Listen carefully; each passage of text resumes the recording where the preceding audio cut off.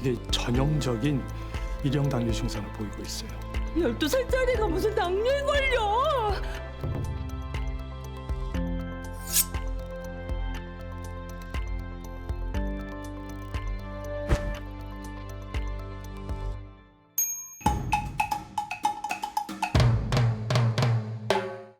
여러분 혹시 이런 생각 해보신 적 있나요?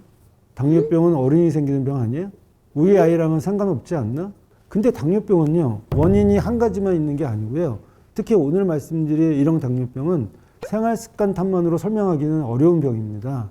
일형 당뇨병은 쉽게 말하면 췌장에 있는 인슐린 만드는 세포가 있거든요. 거기를 공격해서 인슐린이 거의 안 나오게 되는 이제 자가면역 질환이거든요.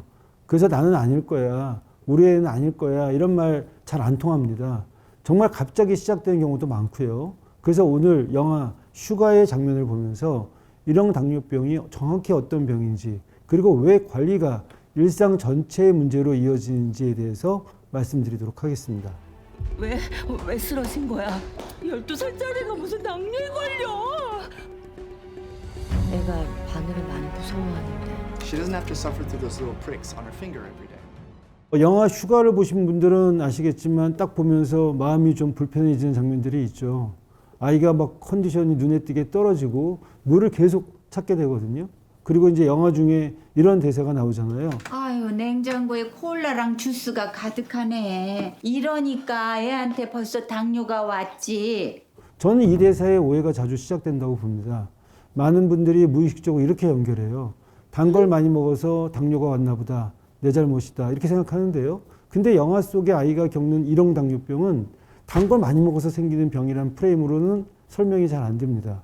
비유하자면 이형 당뇨병은 인슐린이라는 열쇠가 있는데 문이 잘 안 열리는 그런 상태가 가깝고요. 이 인슐린이 있어도 몸이 그걸 잘 못 쓰는 인슐린 저항성이 해당되는 거죠. 반면에 이런 당뇨병은 열쇠를 만드는 공장 자체가 멈춰가는 상태예요. 우리 몸의 면역이 췌장의 베타세포를 공격해서 인슐린이 아주 적게 나오거나 거의 안 나오게 됩니다. 그리고 또 하나, 소아당뇨란 말도 오해를 만들거든요. 사실 어릴 때 발견되는 경우가 많아서 소아당뇨라고 얘기를 했지만 사실 일형 당뇨병은 성인에게도 생깁니다. 실제로 미국 조사 자료를 분석한 연구에서 일형 당뇨병 진단의 37%가 30세 이후에 이루어졌다는 보고도 있거든요. 여기서 중요한 건 발병이라기보다는 진단 시점 기준이라는 게 중요하다는 겁니다. 핵심은 간단합니다. 췌장에서 인슐린을 만드는 베타세포가 자가 면역 반응으로 손상되면서 인슐린이 절대적으로 부족해지는 상태예요. 그 인슐린이 부족하면 어떤 일이 생기냐면요. 혈액 속에는 포도당은 많은데 세포 안에는 포도당이 잘 못 들어갑니다. 그러면 세포 입장에서는 에너지가 없어 하고 비상사태가 나는 거죠. 몸은 급하게 대체 연료를 찾고요. 그 과정에서 지방을 빠르게 태우면서 케톤이 생깁니다. 케톤이 너무 많이 쌓이면 당뇨병성 케토산증, 흔히 DKA라고 부르는 응급 상황으로 갈 수 있습니다. 이게 왜 무섭냐면요.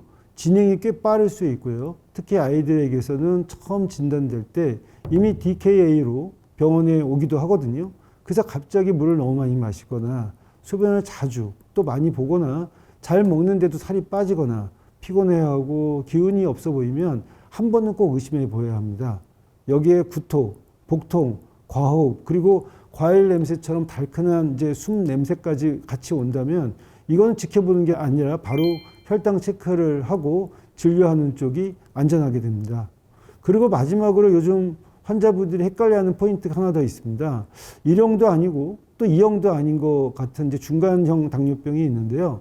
이럴 때 생각해 볼 수 있는 게 흔히 1.5형 당뇨병이라 부르는 성인의 잠복 자가면역 당뇨병이거든요. 라다라고 부르는 당뇨병인데요. 이것도 자가면역이긴 하지만 진행이 비교적 천천히 와서 초반에는 이형처럼 보이지만 시간이 지나면 인슐린이 필요해진 경우가 있거든요.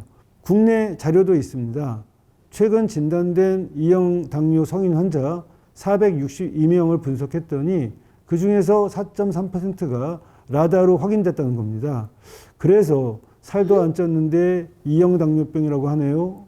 약을 써도 혈당이 이상하게 빨리 안 잡혀요. 이렇게 이제 얘기하는 경우에는 의료진이 이제 자가항체 검사나 C펩타이드 같은 걸로 인슐린 분비 상태를 더 확인해서 치료 방향을 좀 더 정확하게 잡기도 합니다. 실제로도 이런 차별이나 편견 같은 게 큽니다.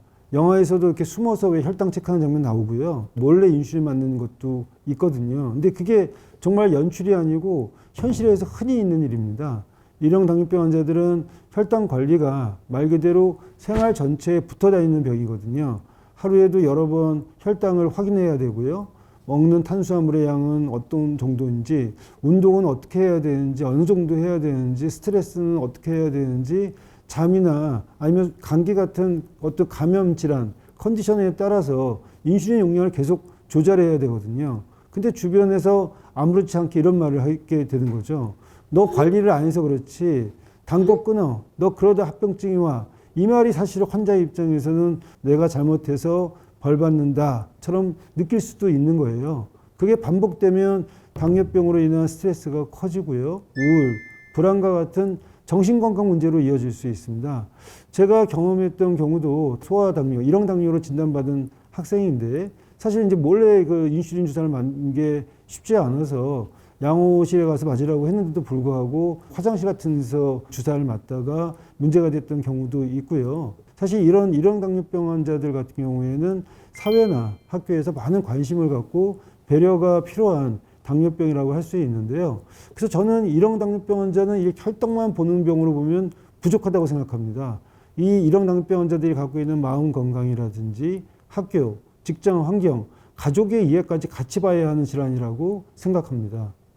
영화 속에서도 보게 되면 이제 부모님들이 막 하루 종일 아이 혈당을 체크하다 보니까는 아이가 엄마를 감시자라고까지도 표현을 하잖아요. 근데 이게 엄마가 유난 떠는 게 아니고요. 저혈당이 오면 진짜 위험할 수 있어서 그렇습니다.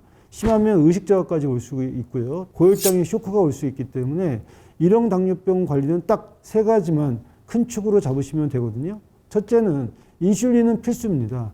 일형 당뇨병 환자는 몸에서 인슐린이 충분히 안 나오기 때문에 결국 밖에서 보충해야 되기 때문에 그렇습니다. 둘째는 내 혈당이 지금 어느 정도인지를 자주 알아야 됩니다. 알아야 조절을 할 수 있으니까요. 특히 운동을 했는지, 잠을 못 잤는지, 감기 기운이 있는지 이런 여러 가지 컨디션에 따라서 혈당이 생각보다 크게 흔들릴 수 있거든요. 셋째는 탄수화물 개념이 꼭 필요합니다. 초보분들이 제일 많이 하는 질문이 이거예요. 단 걸 안 먹는데 왜 혈당이 오르죠? 여러분, 밥도 탄수화물이고요. 빵도 탄수화물입니다. 면도 탄수화물이에요. 여기서 핵심은 탄수화물을 끊어라가 아니라 내가 먹는 탄수화물이 혈당을 얼마나 올리는지 이해하고 그에 맞게 조절하는 것입니다.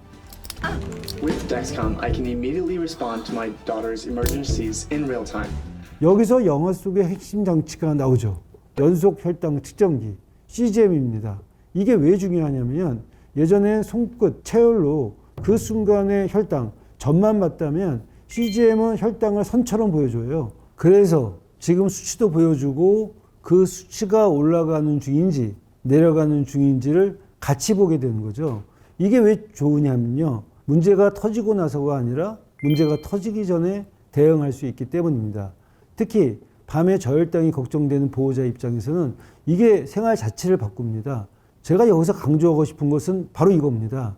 요즘 일형 당뇨병 관리는 의지로만 버티는 것이 아니라 데이터와 시스템으로 부담을 나누는 쪽으로 확실히 바뀌고 있다는 것입니다.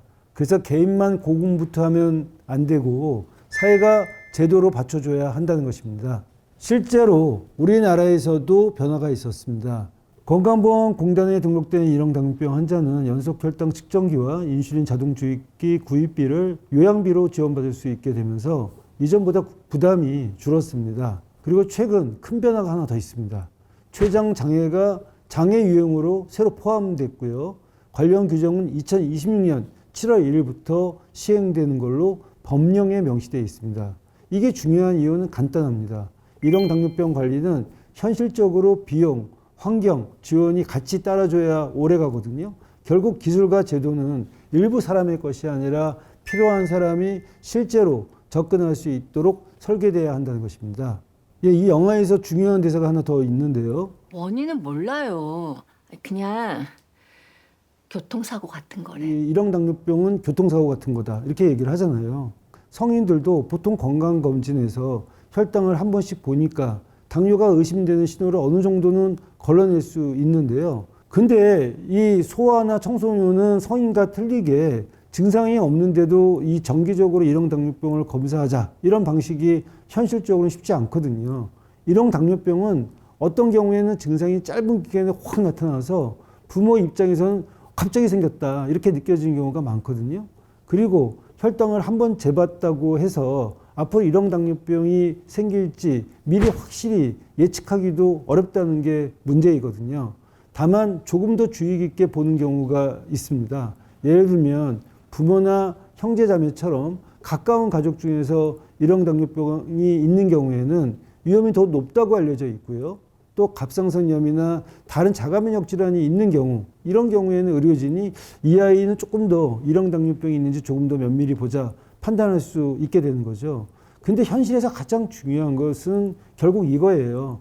설명이 안 되는 증상이 반복되면 좀 더 지켜보자가 아니라 바로 확인하자는 겁니다. 이게 바로 안전하다는 거죠. 갑자기 물을 너무 많이 마신다든지 소변을 자주 많이 본다든지 잘 먹는데도 살이 빠진다든지 유난히 피곤하고 기운이 없다든지 이런 신호가 보이면 그날 바로 혈당부터 확인해 보는 것이 좋습니다. 여러분, 일형 당뇨는 의지의 문제가 아니고요. 몸의 시스템이 바뀌는 병이고 그래서 혼자 버티면 안 됩니다. 중요한 건 빨리 알아차리고요. 초기에 관리의 리듬을 잡는 거예요. 그때부터 이제 가족이나 학교, 직장, 그리고 이제 사회가 같이 부담을 나눠야 합니다.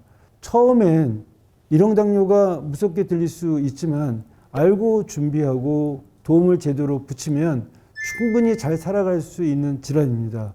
사실 이 영화를 보면서 제가 감명 깊었던 대사가 아픈 거 절대 창피한 거 아니야. 사실 우리 모두 이런 일형 당뇨병 환자들의 도움을 요청했을 때 좀 더 그들에게 대해서 따뜻한 시선으로 도움을 줄 수 있는 그런 사회가 되면 좋을 것 같습니다. 오늘 영상이 그 불시착 같은 순간을 조금이라도 덜 당황스럽게 만드는 안내서 같은 영상이 됐으면 좋겠습니다.